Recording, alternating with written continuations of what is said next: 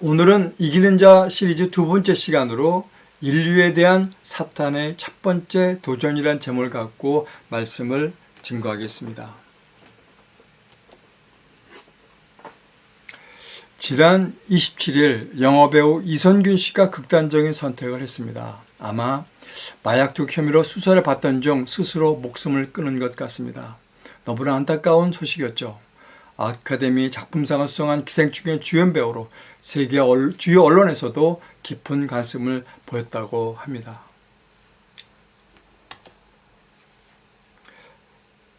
한번 이 이선균 씨 한번 그 얘기 스토리를 한번 쭉 한번 보겠습니다. 어떻게 된 사건 경위가 있는지 한번 보겠습니다.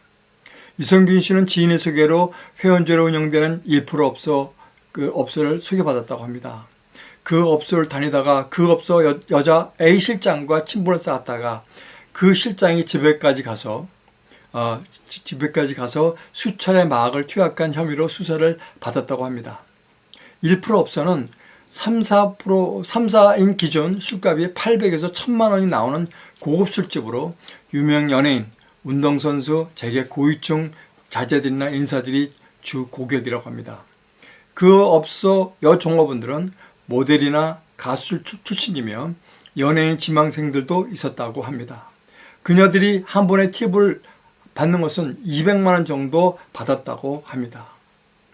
그런데 이 철저하게 비밀에 보장된 술집인데도 불구하고 이선균 씨 마약 투약 혐의가 불거진 것은 A 실장과 교도소 동기인 B란 여인에 의해서라고 얘기합니다. 이 B란 여인은 바로 여기서 이 연합뉴스에 나왔던 이 여인이 B란 여인입니다. 아이를 갖다 지금 들쳐업고 지금 그 구속영장 실질심사에 참석하고 있는 상황입니다. 이 기사를 보면 이 여자는 그 출석을 불응하다가 도망 다녔죠. 불응하다가 경찰에 잡혀갖고 지금 현재 아까 말씀드렸듯이 구속영장 실질심사를 받기 위해 들어오고 있던 것입니다.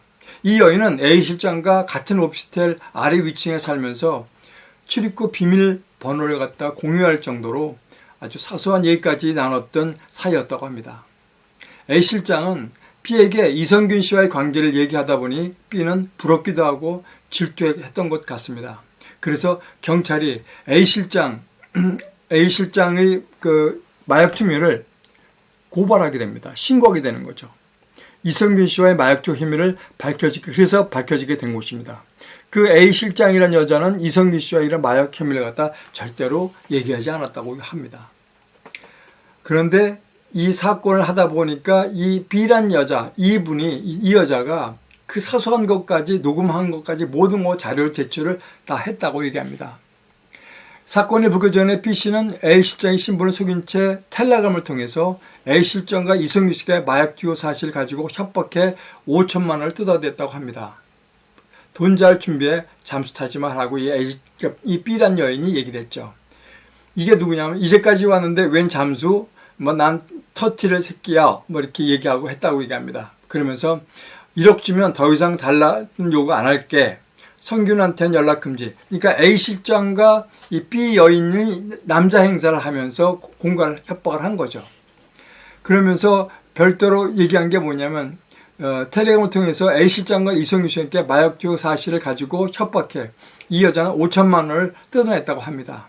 A 실장도 마찬가지 이 중간에 돈을 침부름하면서 이선균 씨에게 별도로 3억이라는 돈을 뜯어낸 사실이 밝혀졌습니다. 그러나 문제는 마약 검사에서 음성이 나왔다는 것입니다. 아마 법적인 조치는 피할 수 없었음에도 불구하고 극단적인 선택을 한 이유는 이 법적으로 아마 빠져나갈 수 있는 것이 됐을 거라고 봅니다. 그렇죠? 음성이 나왔기 때문에. 아마 이 논란으로 인하여 광고를 할 수 없음으로 인해 광고주들이 주로 광고주들이 고발로 인해서 내야 할 금액, 위약금이 한 100억 정도 될 것으로 보였다고 얘기합니다. 또한 주연을 맡은 영화가 미개봉으로 인해 손해를 감당하지 못해서 그런 극단적인 결정을 내린 것이 아닌가 관계자들은 추정하고 있습니다. 여러분, 이번 사건을 통해서 우리는 무엇을 깨달아야 할까요? 오늘 본문 6절 말씀입니다. 여자가 그 나무를 본즉 먹음직도 하고 보암직도 하고 지혜롭기도 할 만큼 탐스럽기도 한 나무인지라. 여자가 그 열매를 따먹고 자기와 함께 있는 남편에게도 그 여자가 이 A 실장을 얘기하면 A 실장이가 마약을 하면서 또 자기와 함께 있던 이성균에게도 주면 그도 먹어줘. 뭐 이렇게 표현된다면 우리가 얼마큼 이 세상에서 유혹이 많이 있는지를 알 수가 있습니다. 이성균 씨는 왜 유혹을 이기지 못했을까요? 아니면 우리는 왜 유혹을 이기지 못할까요? 우리가 이 세상에 살고 있기 때문입니다. 요한일서 2장 16절 17절에서는 이런 얘기를 합니다. 세상의 모든 것은 육신의 정욕과 안목의 정욕과 이생의 자랑이니 다 아버지께서 온 것이 아니요 세상으로부터 온 것이라고 얘기하고 있습니다. 이 세상도 그 정욕도 지나가되 오직 하나님의 뜻을 행하는 자는 영원히 거한다고 말씀하고 계십니다. 고린도후서 4장 18절에도 보면 이렇게 얘기하고 있습니다. 우리가 주목해야 될 것은 보이는 것은 잠깐이요 보이지 않는 것은 영원하미로다. 아까 얘기했죠. 그 정욕도 사라지고 이 세상도 없어진다고 얘기하고 있습니다. 그래서 우리는 어떻게 해야 돼요? 보이는 것이 아니요 보이지 않는 것이라고 얘기하고 있습니다. 우리는 보이지 않는 것을 위해서 가야 된다고 얘기하고 계십니다. 그러면 이 세상 속에서 이기는 자가 되려면 어떻게 해야 됩니까? 마리 위고가 이런 얘기를 했습니다. 빅토르 위고는 노틀담의 꼽주 레미제라블을 한 프랑스 극작가죠. 이 사람은 이런 얘기를 했습니다. 인생에는 세 가지 싸움이 있다고 얘기하고 있습니다. 인간과의 싸움, 인간과 자연과의 싸움, 인간과 인간과의 싸움, 또 자기 자신과의 싸움이라고 얘기하고 있습니다. 그러나 우리가 얘기하는 이 인생에서 이 세 가지 싸움만 있는 것이 아니라 수만 가지 싸움이 있습니다. 아마 죽는 순간까지도 수없이 많은 싸움을 하고 사는 것이 인간이 아닌지 보고 있습니다. 죄, 질병, 불신, 물질, 가난, 분노, 유혹, 게으름 뭐 이런 등등과 싸워서 우리는 어떻게 해요? 이기게 된다는 얘기죠. 갈라디아서가 그것을 증거하고 있습니다. 갈라디아서 5장 16, 23절을 보면 이렇게 얘기하고 있습니다. 너는 성령을 따라 행하라. 그리하면 육체의 욕심을 이루지 아니하리라고 말씀하고 있습니다. 성령의 인도대로 따라 살라고 얘기하고 있죠. 그러면서 육체의 욕망은 채우려 하지 말라고 얘기하고 있습니다. 17절에 보면 육체의 욕망과 성령이 바라는 것은 정반대라고 얘기하고 있습니다. 그러므로 이들은 서로 대적하여 여러분이 하고 싶은 일을 못하게 만든다고 얘기하고 있습니다. 18절에 이런 말을 하죠. 여러분이 성령의 인도를 따라서 살면 율법의 지배를 받지 않게 된다고 얘기하고 있습니다. 육체의 일은 음행, 더러운 것, 호색, 우상숭배, 주술, 원수 맺는 것, 분쟁, 시기, 분냄, 당짓는 것, 분열, 이단, 투기, 술 취함, 방탕함 이런 것들이 육체의 일이라고 얘기하고 있습니다. 이게 전부 다 우리들이 하고 있는 것들이죠. 이런 일을 하는 자들은 하나님의 나라를 유업으로 받지 못할 것이라고 분명히 갈라디아서는 말씀하고 계십니다. 그래서 뭐라고 얘기합니까? 오직 성령의 열매는 사랑과 희락과 화평과 오래 참음과 자비와 양선과 충성과 온유와 절제니 이것들에서 금할 법이 없다고 말씀하고 계십니다. 우리는 어떻게 살아야 돼요? 이기는 자가 되려면 성령에 따라서 살아야 된다고 말씀하고 있습니다. 로마서 6장에서는 죄를 짓지 않으려면 의뢰 아래에 있어야 된다고 분명히 말씀하고 있습니다. 자, 15절에서 보면 이런 얘기를 하죠. 우리가 법 아래에 있지 아니하고 은혜 아래에 있으니 죄를 지으리요 그럴 수 없다고 말씀하고 있습니다. 우리가 율법 아래에 있지 않고 은혜 아래에 있다고 해서 죄를 지어도 된다는 말은 아니라고 말씀하고 있습니다. 그럴 수 없다고 얘기하고 있습니다. 그럼 뭘까요? 16절에 보면 뭐라고 얘기합니까? 16절에 우리가 누군가에게 자신을 바쳐 복종하면 그들의 어떻게 돼요? 그들이 노예가 된다고 얘기하고 있습니다. 그들이 종이 된다고 얘기하고 있습니다. 죄의 종이 되면 죽음에 이르고 하나님의 종이면 의롭게 된다고 얘기하고 있습니다. 하나님의 종, 이 순종의 종, 하나님의 순종하면 의에 이른다고 말씀하고 있습니다. 우리가 돈에 얽매이면 어떻게 해야 돼요? 돈의 노예가 되죠. 지금은 각 당마다 공천 시즌이죠. 공천을 받기 위해 당대표에게 잘 보이려고 충성을 다하는 것을 보면 권력의 노예가 되어 당대표에 의해 조정되고 노예가 되지 않았는가. 그렇게 우리가 한번 볼 수가 있다고 봅니다. 17절 보겠습니다. 자, 그러니까 어떻게 해요? 그러니 하나님께 감사하라고 얘기하고 있습니다. 그러면서 얘기한 게 그러나 하나님께 감사하게 될 것은 전에 죄의 종이었지만 죄의 종이었지만 어떻게요? 우리가 하나님께 온전히 순종함으로 어떻게 됐습니까? 의의 종이 되었다고 얘기하고 있습니다. 뭘 얘기하고 있습니까? 우리는 은혜 아래에 있어야 된다고 얘기하고 있습니다. 로마서 7장에서 보면 이런 얘기가 있습니다. 형제들아, 보이죠? 법에 대해서 잘하는 사람들이 말하는데, 내가 법에 잘하는 사람이 말하는데 이런 얘기하죠. 율법이란 인간이 살아있는 동안에만 구속력을 가진다고 얘기하고 있습니다. 여기 2절에서 4절까지 얘기하면 이렇게 나왔습니다. 2절은 이렇게 되어 있습니다. 아내는 남편이 살아있는 동안만 구속력이 있지, 남편이 죽고 나면 그 구속력은 사라진다고 예를 들고 있습니다. 또 예수님이 십자가에 죽으심으로 동시에 우리는 율법에서 벗어나게 됐다고 얘기하고 있습니다. 예수님이 부활하신 후 인해 우리는 어떻게 해요? 예수님에 속한 사람이 되어버린 겁니다. 왜요? 예수님이 살아계셨기 때문에요. 그래서 속한 사람이 돼 하느님을 위해 열매가 되겠다고 증언하고 있습니다. 자, 5절에서는 무슨 얘기를 합니까? 우리가 육신의 지배를 받는 것, 우리가 육신의 지배를 받을 때에는 율법에서 죄의 욕망으로 인해 죽음에 이르는 열매를 맺게 된다고 얘기하고 있습니다. 죽음의 사망의 열매를 맺게 된다고 얘기하고 있습니다. 6절에는 이제는 어떻게 해요? 예수님이 죽음으로 인해 율법에 해방이 되고 새로운 방법인 성령님으로 하나님을 섬기게 된다고 얘기하고 있습니다. 성령으로 새로운 것으로 섬기게 된다. 성령의 새로운 성령으로 우리가 하나님을 섬기게 된다. 7절에서 보면 그렇다고 율법이 아무 필요 없는 것은 아니라고 얘기하고 있습니다. 만약 율법이 없었다면 내가 무슨 죄를 지었는지 알지 못한다고 얘기하고 있습니다. 만약 율법이 여기 탐내지 말라고 했다면 탐내는 것이 무엇인지 몰랐을 것입니다. 그러니까 율법이 탐내지 말라고 했기 때문에 이것이 탐내는 것이라고 깨닫게 됐다는 것입니다. 자, 8절을 보면 그러나 죄가 율법을 알고부터 내 안에 온갖 탐욕을 일으켜 놓았다고 얘기하고 있습니다. 만약 율법이 없었다면 내가 무슨 죄를 지었는지도 모르기 때문이라고 얘기하고 있습니다. 율법을 깨닫지 못했을 때 내가 살았더니 계명 이름의 죄는 살아 나는 죽었다고 얘기하고 있습니다. 그 무슨 말씀입니까? 한때 나는 율법 없이 살아왔습니다만 율법을 알게 되면서 죄를 알게 됐고 자신이 죄인이 되었다는 것을 말씀하고 있습니다. 그러니까 이 율법이라는 건 뭐예요? 우리가 병이 있는지 없는지 엑스레이를 찍는 거와 마찬가지, CT를 찍는 거와 마찬가지, 내 안에 무슨 병이 있는지 알게 하는 것이 바로 율법이라는 것을 말씀하고 있습니다. 무슨 얘기예요? 율법은 우리가 살아있는 동안만 우리를 주관한다고 얘기하고 있습니다. 자, 로마서 7장 15절에서 20절 연결해서 한번 보겠습니다. 자, 15절에서 보면 나는 내가 하는 일이 도무지 이해할 수 없다고 얘기하고 있습니다. 그렇죠? 아무것도 모른다고 얘기했습니다. 그러면서 하는 얘기가 왜 내가 해야겠다고 생각하는 일은 하지 않고 도리어 해서는 안 되는 일을 하고 있으니 말입니다. 그러니까 나는 이거는 선행을 해야 되는데 내가 악행을 하고 있단 말입니다. 내가 좋은 말을 해야 되는데 나쁜 말이 나왔다고 얘기하고 있습니다. 16절에서 보면 이렇게 나옵니다. 내가 나쁜 일을 하면서 죄책감을 느끼는 것은 율법이 옳다는 것을 알기 때문이라는 얘기죠. 그것이 옳다는 게, 우리가 법을 어기는 것은 뭐예요? 법을 알고 있지만 내가 잘못한 것을 알지만 어떻게 해요? 그것을 어기고 있죠. 교통법규를 어기고 살인하고 도둑질하고 그런 것이 전부 다 뭐예요? 옳은 걸 알고 있지만 그렇게 하고 있다는 얘기죠.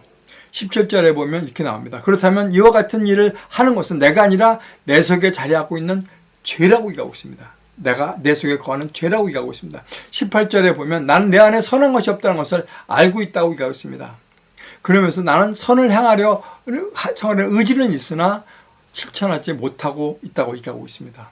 19절을 보면 나는 내가 선을 행하지 않고 도리어 어때요? 악을 행하고 있다는 것을 고백하며 20절에는 내가 하는 선은 안 되는 것을 하면 그것을 하는 것이 내가 하는 것이 아니라 내 안에 있는 죄가 하는 거 있다고 얘기하고 있습니다. 그러니까 뭐라고 얘기합니까?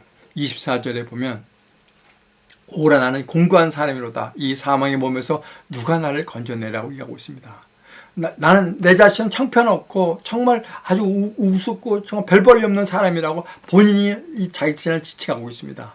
누가 나를 구원해 줄 수 있냐고 묻고 있죠. 25절에 보면 뭐라고 얘기했습니까? 그것은 예수님을 통해서 구원을 받았지만 아직도 마음으로는 하나님을 섬기고 육신으로는 죄를 짓고 있는 자신을 보면서 인간의 연약함을 보여주고 있는 것이 아닌가. 우리가 이 로마서 7장을 보면서 느끼는 것은 우리는 여기서 벗어날 수 없다. 저도 마찬가지죠. 목회자도 마찬가지고 장로, 권사, 집사 정말 다 마찬가지. 이 말씀에서 벗어날 수는 없다고 보고 있습니다. 자, 로마서 8장 1절에 보면 이런 얘기가 나옵니다. 이런 고민에 대해서 종집을 찍습니다.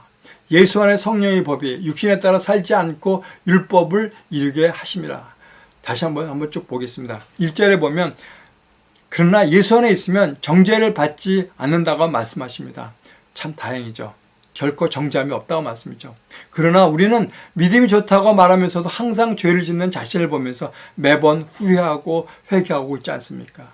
그러면서 얘기하는 겁니다. 2절에 보면 어떻게 정죄함이 없어지는지 가르쳐주고 있습니다.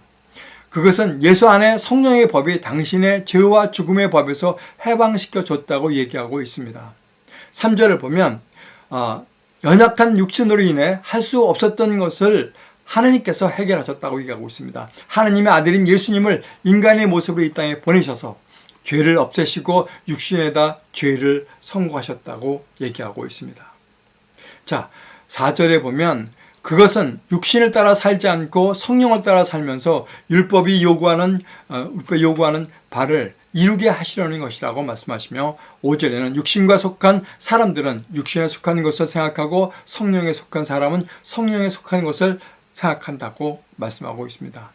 육신의 생각은 죽음이고 성령에 속한 생각은 생명과 평화라고 결론을 내려주고 있습니다. 우리가 어떻게 살아야 된다고 말씀하고 계십니까? 육신에 따라 살지 말고 성령에 따라 살아야 된다고 얘기하고 있습니다. 말씀한 것처럼 꼭 기억하시고 예수 그리스도 이름으로 축원드립니다. 자, 이기는 자가 되려면 어떻게 해야 돼요? 요약하면 요한일서 이기는 자라는 얘기가 요약하면 이렇게 됐어요. 이기는 자라는 그런 단어가 나온 곳이 어디냐면 요한일서부터 시작됩니다. 그리고 요한계시록에 나오게 됩니다. 자, 요한일서 5장 4절과 5절, 요한계시록 2장 26절을 보면 이런 말씀이 납니다. 무릇 하나님께로 난 자마다 세상을 이기느니라. 세상을 이기는 승리는 이것이니 우리의 믿음이니라. 예수께서 하나님의 아들이심을 믿는 자가 아니면 세상을 이기는 자가 누구냐?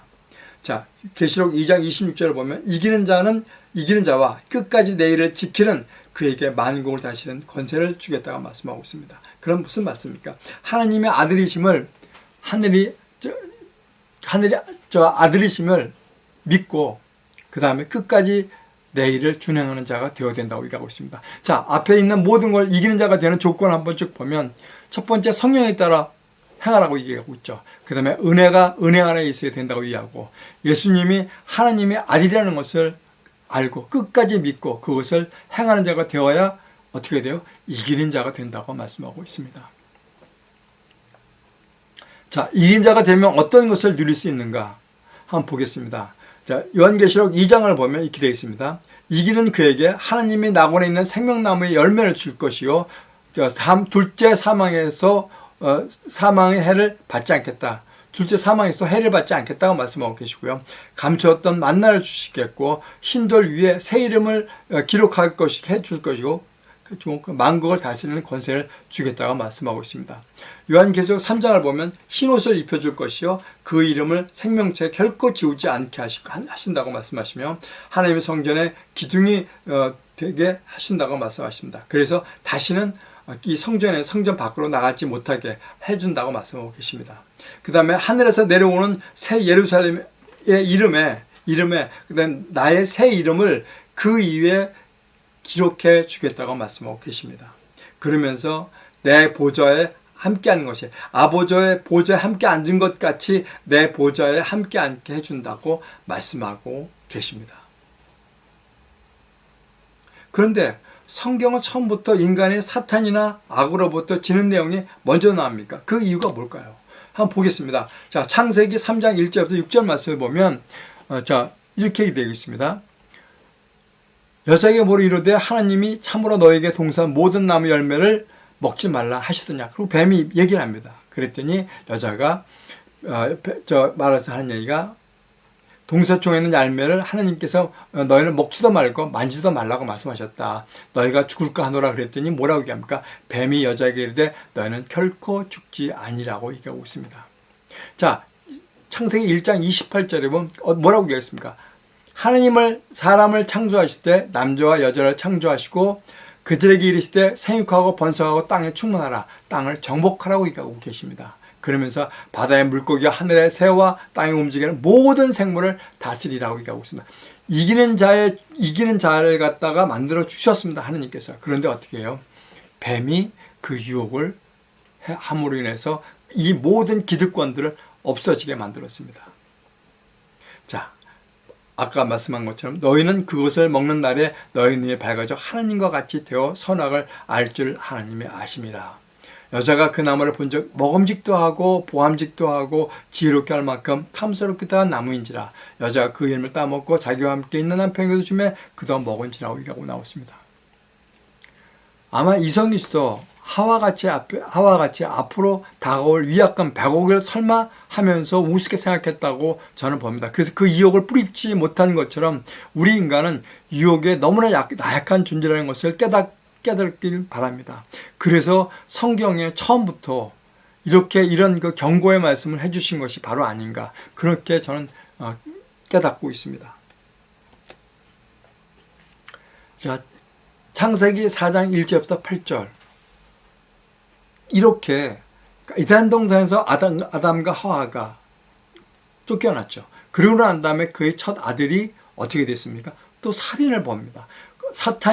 사탄한테 지고 뱀한테 지고 또 자녀는 어떻게 해요? 악의 구렁텅이에 빠진 사람이 되어버립니다. 왜 그런 것들이 처음서부터 그렇게 잘못된 것들이 나오는지, 왜 그러는지, 하나님이 왜 그걸 처음에 구성했는지 여러분 잘 생각해 보시기 바랍니다. 가인과 아벨 얘기는 너무나 많이 하기 때문에 정리하면, 가인은 성령에 따라 행하지 않았고 육체의 욕심에 따라 행하다 보니 시기 질투가 극에 달해 아벨을 돌로 쳐 죽인 거라고 쳐주는 것을 알게 됐죠. 포면성으로 봐서는 가인은 이기는 자가 됐지만 어떻게 돼요? 이긴 자가 아니라 파멸로 간 패배자였다는 것을 우리가 알 수 있습니다. 자, 창세기 4장 9절에서 12절을 보면 여호와께서 가인에게 내 아벨이 어디에 있느냐 라고 물어보니까 내가 무엇을 하였느냐, 그러니까 내가 내 아우를 지키는 자입니까? 따지는 거죠. 대드는 거죠. 내가 무엇을 했느냐, 내 아우의 핏소리가 땅으로부터 부르짖고 있다라고 얘기하고 있습니다. 그랬더니 뭐라고 얘기합니까? 하나님께서 네가 아우의 피를 땅이 아우의 피를 받았은즉 땅에서의 저주를 받을 것이다. 그리고 내가 밭을 가로도 땅에 다시는 그 효력을 내어 주지 아니할 것이라고 얘기하고 있습니다. 너는 땅에서 피하며 유리하는 자가 되리라고 말씀하고 있습니다. 이것을 쭉 하면 의역을 해서 보면 이렇게 되어 있습니다. 이제 내가 땅에서 저주를 받을 것이다. 땅이 그 입을 벌려서 너의 아우의 피를 너의 손에서 받아 마셨다. 내가 밭을 가로도 땅이 이제는 너에게 효력을 더 나타내지 않을 것이다. 너는 이 땅 위에서 쉬지도 못하고 떠돌아다니게 될 것이다 라고 되어 있습니다. 그 전까지는 땅이 기름지 없기 때문에 그냥 씨 뿌리면 나고 그랬지만 어떻게 했어요? 이 피를 받아 마심으로 인해서 밭을 갈아도 효력이 더 나타나지 않는다고 얘기하고 있습니다. 그러면서 그렇기 때문에 너는 쉬지 않고 일을 하고 그러면서 너는 계속 떠돌아다니면서 일을 해야 될 그런 사람이 된다라고 하나님이 저주를 품으셨죠. 그런 얘기를 보면 어떻게 돼요? 가장 중요한 게 아담과 하와의 품에서 쫓겨나게 되죠. 자, 창세기 4장 13절 17절 말씀을 보면 이렇게 되겠습니다. 자, 내가 땅에서 피하며 유리하는 자가 될지라 무릇 나를 만나는 자마다 나를 죽이겠나이다 라고 얘기하고 있습니다. 무슨 얘기예요? 가인과 아벨이 죽었죠. 그럼 그 첫 아들이 가인이란 말이에요. 근데 또 사람이 있다? 그게 참 의심스럽죠. 자, 나를 만난 자마다 나를 죽이겠나이다. 여호와께서 그에게 이르실 때 그렇지 아니하다. 가인을 죽인 자는 벌을 7배나 받을 것이라고 얘기하고 있습니다. 가인에게 표를 주사 그를 만나는 모든 사람에게 죽임을 면하게 하시리라고 얘기하고 있습니다. 여기서 보면 이런 얘기입니다. 자, 그 세 번역에서 보면 저를 만나는 사람마다 저를 죽이려고 할 것이다. 저를 만나는 사람마다 저를 죽이려고 할 것이다. 공동번역은 그렇게 나오고요. 킹 제임스 버전은 나를 만나는 자마다고 되어 있습니다. 여기 사람과 사람이라고 다 해석을 했죠. 근데 가인에게 에덴 동쪽 놋 땅에 거주하더니 아내와 동침함에 그가 임신하여 에녹을 낳은지라고 되어 있습니다. 이게 무슨 얘기예요? 뭔가 이상하다는 것을 발견하지 않습니까? 아담의 첫째 아들이 가인인데 동생 아벨이 죽었다면 또 다른 사람이 없을 것인데 14절 15절을 보면 자신이 죽인 사람이 있다고 얘기하고 있으며 17절에는 아내와 결혼했다면 결혼해서 에녹을 낳았다고 얘기합니다. 그러면 뭘까요 이게요? 도대체 이것이 뭔지 잘 모르겠습니다. 나를 만나는 자마다 나를 죽이겠나이다? 가인과 아벨보다 먼저 태어난 사람이 있지 않았을까? 우리가 합리적 의심을 할 수밖에 없습니다. 자, 고린도전서 15장 45절부터 40절 말씀을 보면 이렇게 얘기 나옵니다. 기록된 바 첫사람은 아담은 생명이 되었고 함과 같이 마지막 아담은 살려주는 영이 되었나니라고 되어 있습니다. 분명히 아담은 첫사람이라고 얘기하고 있고 본문이 말씀하고 있죠. 자, 첫사람은 누구예요? 아담이죠. 마지막 아담은 누구예요? 예수 그리스도를 갖다 우리가 예표하는 거죠. 예수 그리스도를 얘기하는 거죠. 그 예수 그리스도는 영적 존재가 됐고 여기는 뭐예요? 신령한 사람이 아니요 유기 사람이라고 얘기했죠. 그리고 그 다음은 신령한 사람이라고 얘기했습니다. 그건 누구예요? 예수 그리스도가 신령한 사람이라는 얘기죠. 첫사람은 땅에서 나왔고 흙에 속한 자라. 그건 누구예요? 세상에서 나온 사람이니까 결국 아담이고요. 둘째 사람은 하늘에서 나섰느니라고 분명히 예수 그리스도를 갖다 말씀하고 계십니다. 고린도전서 15장 말씀처럼 첫사람은 분명히 아담이라는 말씀하고 계십니다. 아담과 하와 이전에 인류가 이미 있었다는 논리는 성경적으로 전혀 뒷받침이 될 수 없는 주장입니다. 또 어떤 사람들은 아담과 하와가 가인과 아벨을 낳기 전에 이미 수많은 자녀들을 낳았다는 주장을 하기도 합니다. 하지만 이건 역시 성경으로 뒷받침이 될 수 없는 주장들입니다. 자, 그런데 보겠습니다. 자, 나를 만나는 자마다 나를 죽이겠나이다. 또 나를 만나는 모든 사람에게 죽임을 면하게 하시라. 이거 원어를 히브리어 원어를 보면 이렇게 됐습니다. 마차가입니다. 만나는 자가 뭐냐면 마차입니다. 발견하다, 붙들다, 잡다, 찾아내다. 그리고 자마다 우리가 사람으로 표시가 됐지만 여기서 사람으로 표시가 됐지만 어떻게 해요? 남성 다수명사로 전체, 전부, 누구든지 모든 사람. 그러니까 사람이 아니란 얘기죠. 사람이 아니고 그 포함한 모든 사람이라고 얘기하고 있습니다. 그 어떤 사람도 그런 얘기죠. 콜은 모든 사람이라고 얘기하는 거죠. 남성 단수명사입니다. 그렇다면 지금까지 가인이 만났거나 경험했던 존재들 가운데 남성이면서 단수인 존재인 사람이 과연 어떤 것일까요? 학자들마다 다 의견이 다 분분한데요. 첫 번째 이런 사람도 있습니다. 아담과 하와 이전에 지구상에 살던 원시인 네피림이라고 주장하는 사람도 있었고요. 두 번째는 아담과 하와가 가인, 아벨 이전에 나왔던 사람들이 있다고 주장하는 사람도 있었어요. 나중에 얘기할 때 우리가 외경에서 나오는 걸 제가 한번 샘플로 보여드리겠습니다. 그 다음에 그 외에 처음부터 사람 외에 것을 생각하지 않은 가설이, 그러니까 처음부터 이 성경에서 뭐냐면 사람이라고 무조건 했기 때문에 가설을 정해놨기 때문에 우리가 더 이상 깊게 파고 들어가지 않고 그냥 이거 좀 이상하다라고 생각합니다. 근데 아까 얘기했듯이 이 콜이라는 것은 전체 누구든지 모든 종류가 다 포함됐기 때문에 이것이 뭐냐면 잘못된 가설로 인해서 인간에 국한시켜버렸다는 얘기죠. 자, 그 말씀이겠습니다. 그 다음에 세 번째는 뭐냐면 가인이 두려워했던 것은 그가 범죄한 것을 보았던 어떤 존재들인 것으로 알려준다고 얘기하는 사람들도 있습니다. 자, 그러면 거기에 대해서 한번 그 얘기를 다시 한번 해보겠습니다. 자, 창세기 6장 1절, 2절, 4절을 보면 이렇게 나옵니다. 하나님의 아들이 사람의 딸들이 아름다움을 보고 자기들이 좋아하는 모든 여자를 아내로 삼는지라. 당시에 땅에서 네피림이 있었고 그 후에 하나님의 아들들이 사람의 딸들에게 들어와 자식을 낳았으니 그들은 용사라. 고대 명성 있는 사람들이었다라고 얘기하겠습니다. 그러니까 사람들 이전에 뭐가 있어요? 네피림이 있었던 거예요. 그러니까 그 전에 원시 네피림이 있었다는 얘기죠. 이것은 사람과 사람과 여자들과 관계를 해서 만든 것이 네피림이지만 그 원신 네피림이 있었다. 그건 뭐예요? 하나님 아들들이라는 얘기죠. 그런 사람들이 있었다고 얘기하고 있는 것입니다. 자, 창세기 5장 1절부터 5절 말씀은 우리가 성경적에서 보면 성경적으로 이것을 근거를 찾아본다면 이런 게 나올 수가 있습니다. 자, 이것은 아담의 계보를 적은 책이니라. 남자와 여자를 창조하셨고 그들의 이름을 사람이 일컬었더라. 아담은 130세에 자기 모양 곧 자기 형상과 같은 아들을 낳아 이름을 셋이라 하였고 아담은 셋을 낳은 후 800년을 지내며 자녀를 낳았으며 그는 930세에 살고 죽었다고 되어 있습니다. 아담이 130세에 낳았죠. 130세에 누구 낳았어요? 셋을 낳은 겁니다. 130세. 셋을 낳았는데 가인이 몇 살이 태어났다는 것은 성경에 나와 있지 않습니다. 우리가 추정컨대 여기 130세가 되면 그 전에 보면 여기가 보면 전부 다 100세, 105세, 90세, 70세, 65세, 162세, 65세, 187세, 라멕은 182세, 노아는 102세. 102세에 셈을 낳습니다. 102세. 이런 걸 쭉 보면 통상적으로 65세부터 보통 100세 사이에 나지 않았느냐. 셋은 105세, 에노스는 90세, 게나는 70세, 마할랄렐은 65세. 그렇게 났다는 얘기죠.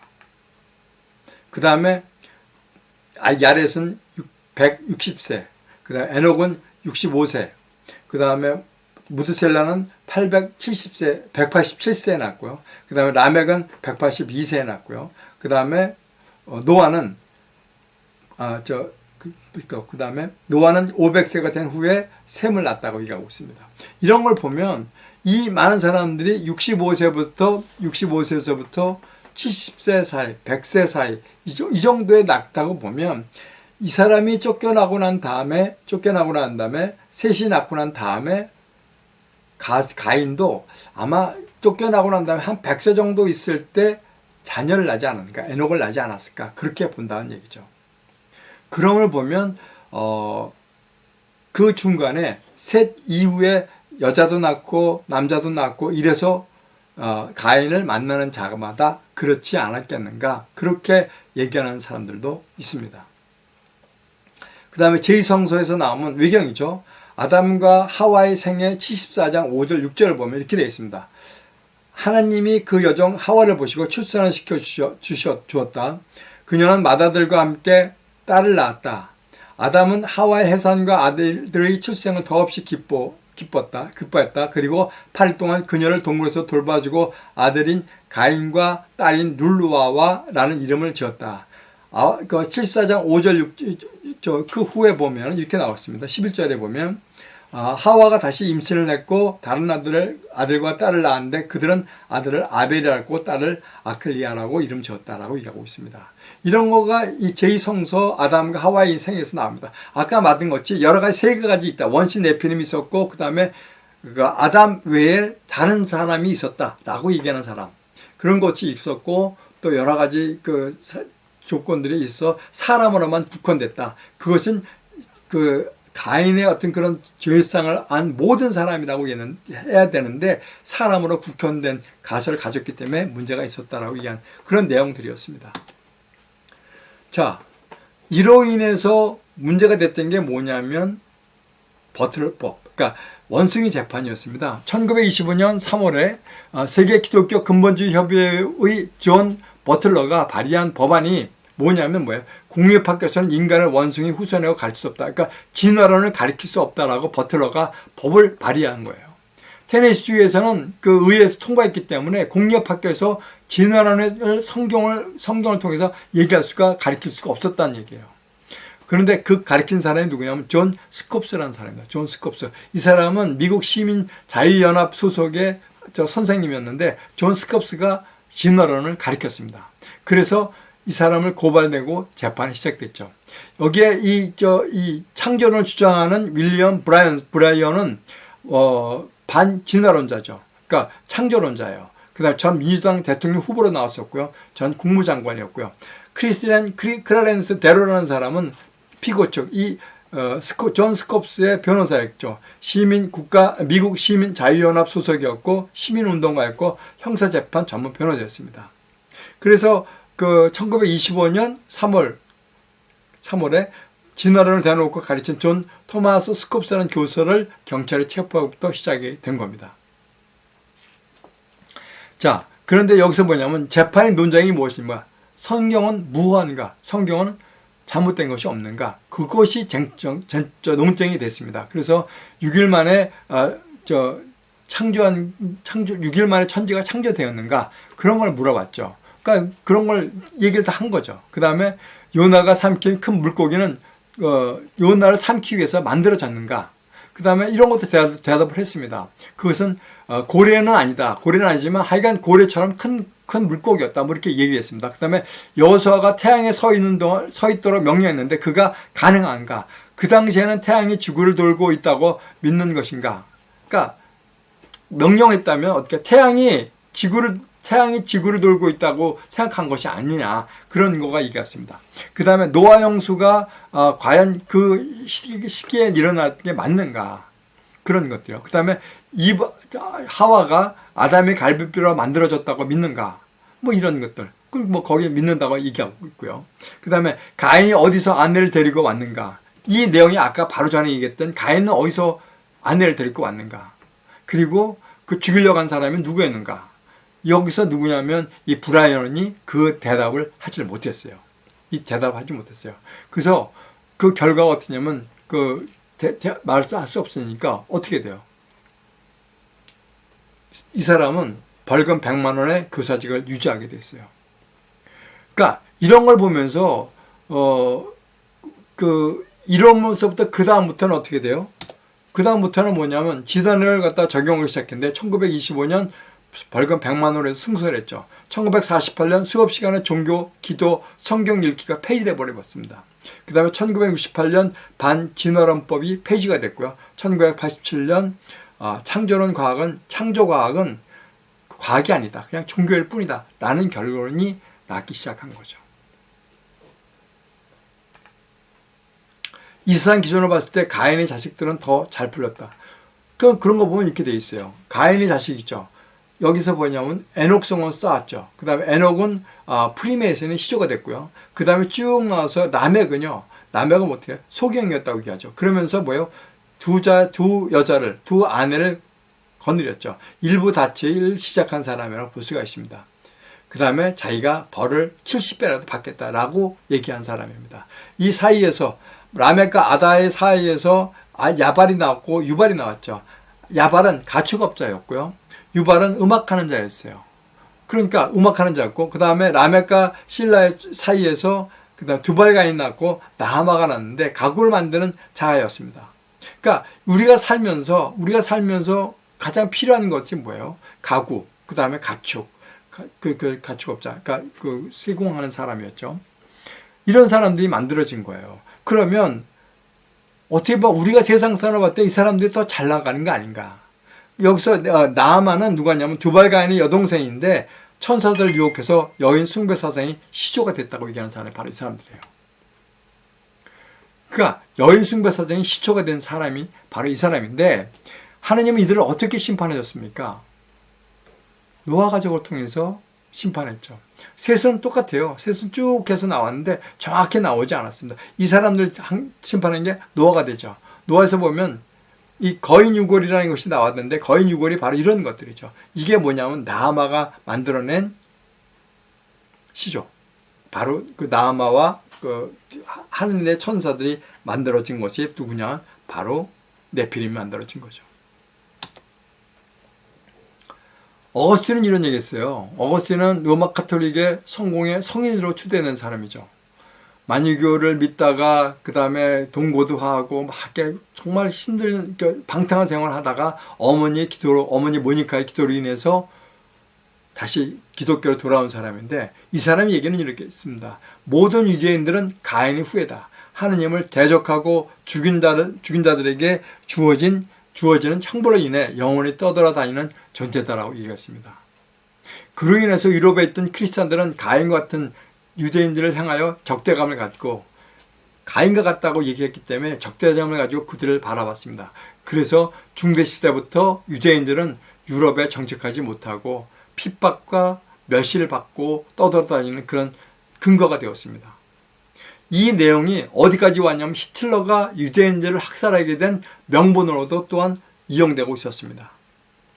어거스틴은 우리가 성인이지만 또 과도 있지만 업도 참 많은 사람입니다. 악화가 양화를 구축한다고 오해하지 마라. 하나님의 처방은 분명히 있었다. 우리가 이렇게 나쁜 사람들이 더 흥하고 나쁜 사람이 더 많은 일을 더 하는 것을 보고서 우리는 뭘 느낀 겁니까? 자, 창세기 3장 14절 19절 보면 이렇게 돼 있죠. 뱀에게 이르시되 뭐예요? 모든 짐승보다 더욱 저주를 받아 배로 다니고 살아있는 동안 흙을 먹을지어다라고 얘기하고 있습니다. 그리고 여자한테는 뭘 얘기했어요? 내가 임신하는 고통을 크게 더하리니 내가 수고하고 자식을 낳을 것이다. 아담에게는 뭘 했어요? 너는 평생 수고하여 그 소산을 먹을 것이다. 내가 먹을 것을 밭의 채소인즉 내 흙으로 돌아갈 때까지 얼굴에 땀을 흘려야 된다고 얘기를 하고 계십니다. 그러니까 어떻게 했어요? 이 뱀에게는 배로 기어다니고 흙을 먹게 하고, 여자들은 그 임신의 고통, 그 다음에 그 해산의 고통을 잊겠고, 그 다음에 자식을 낳아야 된다. 그 다음에 아담에게 또는 평생 수고하며 수고해야지만 소산을 먹을 수 있다고 얘기하고 있습니다. 그러면 이 네피림들은 어떨까요? 하늘의 아들, 하느님의 아들들이 사람의 딸들을 아내로 삼으면서 네피림을 만들었죠. 이 사람들은 어떻게 했어요?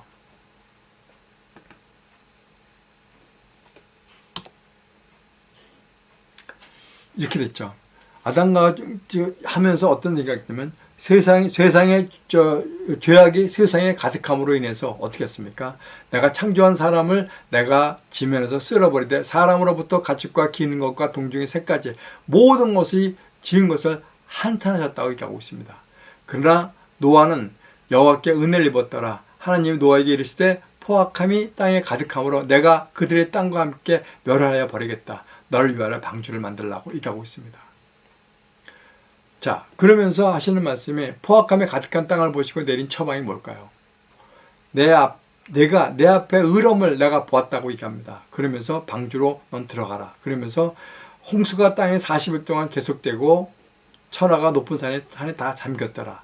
물로 인해서 다 잠겨버렸어요. 홍수로 인해서. 땅에 생명이 다 죽었으니 새와 가축과 들짐승과 땅에 기는 모든 것과 사람이 다 숨이 있는 자는 다 죽었다고 얘기하고 있습니다. 그러니까 노아 가족 8명 제외하고는 모두가 다 죽여버렸다라고 얘기했습니다. 하나님의 처방은 분명하십니다.